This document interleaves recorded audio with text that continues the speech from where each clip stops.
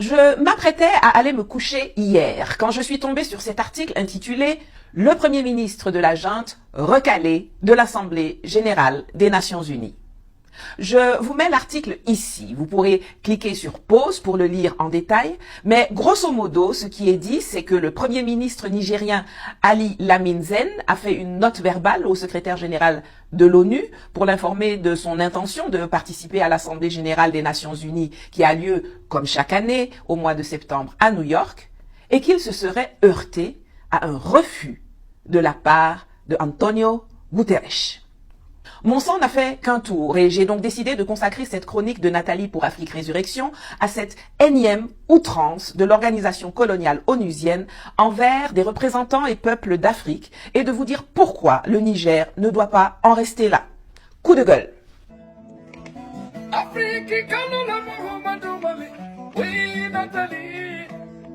La réaction d'Antonio Guterres n'est acceptable ni dans la forme ni sur le fond.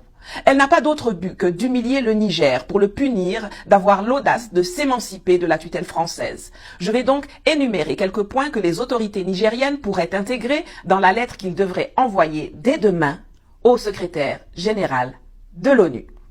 Tout d'abord, il convient de rappeler à tous, à commencer par Guterres lui-même, que le secrétaire général de l'ONU n'est pas le patron des États membres de l'Organisation des Nations Unies, ni le camarade des chefs d'État.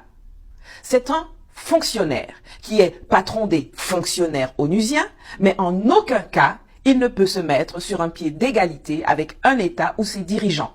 Il me semble d'ailleurs que le premier ministre malien par intérim d'alors, le colonel Abdoulaye Maïga, que je salue amicalement ici, le lui avait fermement rappelé lors de son discours devant l'Assemblée générale l'an dernier à New York, quand le Portugais s'était déjà amusé à sortir des limites de son rôle en s'exprimant sur le différend juridique qui opposait le Mali à son voisin à propos des mercenaires ivoiriens arrêtés sur son sol.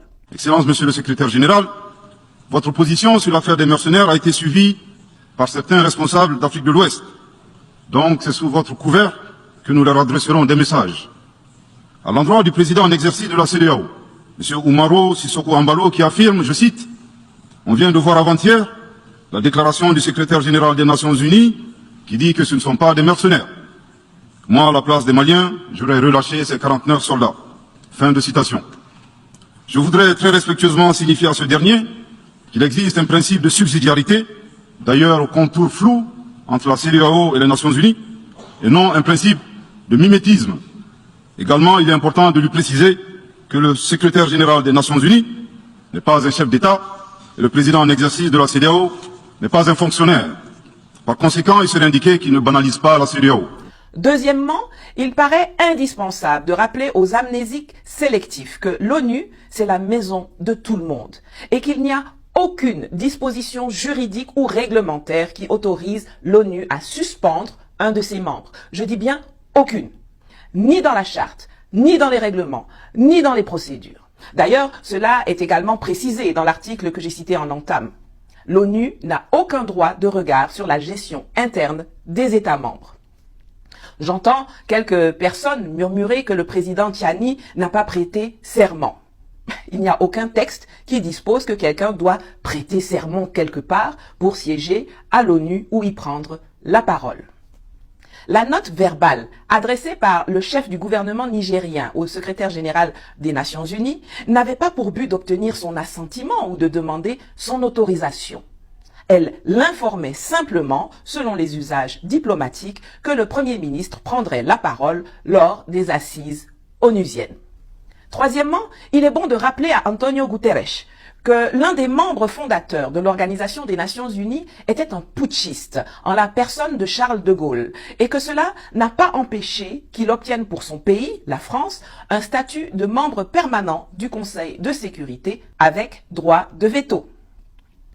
Peut-être qu'on doit aussi lui rappeler que le premier ministre ukrainien issu du coup d'État de 2014, Arseniy Yatsenyuk, a parlé à la tribune de l'Assemblée générale des Nations Unies, tout comme avant lui Augusto Pinochet du Chili, Fidel Castro de Cuba, Ion Ionescu, le putschiste roumain, Muammar Kadhafi de Libye, ou plus près de nous, Al-Sisi d'Égypte, Paul-Henri Damiba du Burkina Faso, Choguel Maïga et Abdoulaye Maïga du Mali, Idriss Déby du Tchad, sans parler des putschistes constitutionnels tels Alassane Draman Ouattara. C'est juste un micro-échantillon. La liste exhaustive et en provenance de tous les continents est tellement longue qu'on risquerait d'y passer quelques heures.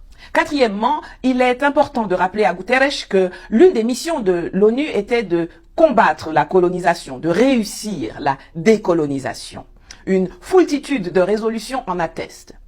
Laisser des puissances défendre leurs intérêts personnels, comme la France le fait depuis trop longtemps, en instrumentalisant l'organisation onusienne, et notamment son secrétaire général, pour nuire aux pays africains et les maintenir sous sa tutelle, c'est perpétuer un esprit colonial devenu inacceptable et insupportable pour tous les Africains.